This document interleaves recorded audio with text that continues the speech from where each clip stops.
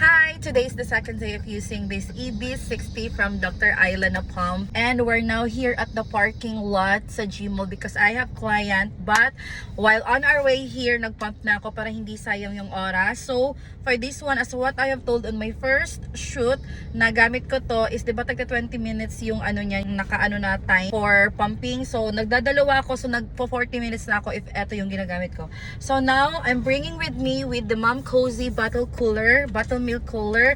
So dito ko siya i-store para hindi masayang yung milk for gem.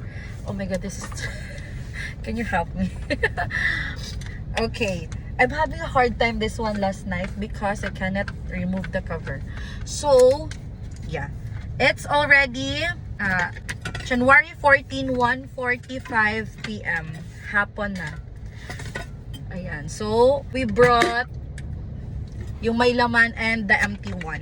So, maglalagay muna ako here. This one is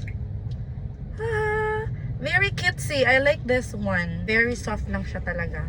So, nakalagpas 2 ounce tayo on this side. Baby, please help me. Another one. How to remove this one? Yung faster.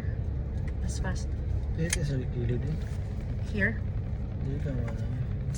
Here.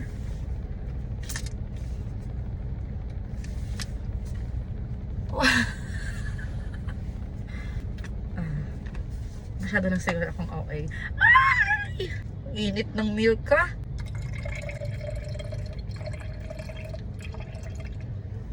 Yeah. 4 ounce. So, tagto 2 ounce per bobilya. Ay, sorry. Okay. Thank you so much. Ayan. So, naka 4 tayo. Kita ba? Basta yun na yun. Eh, ba't mo sinarado? Okay, this one is very heavy because of this ice tubes. I don't know. And, ayan. Very essential talaga to sa mga pumping mama. So, pag mag-outdoor pump din kayo, very gamit na gamit to. Anyways, I need to hurry because I'm late na. See you later! 9:29, January 14. So, dalawang 30 minutes ako for this one. 3.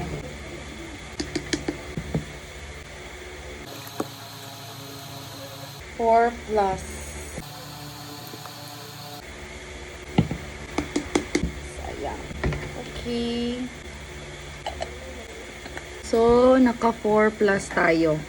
Baka siya madaling araw na lang. Baka wala nang for tonight na pahabol kasi mag alas 10 na din. So, baka mamayang madaling araw or umaga na. Good night!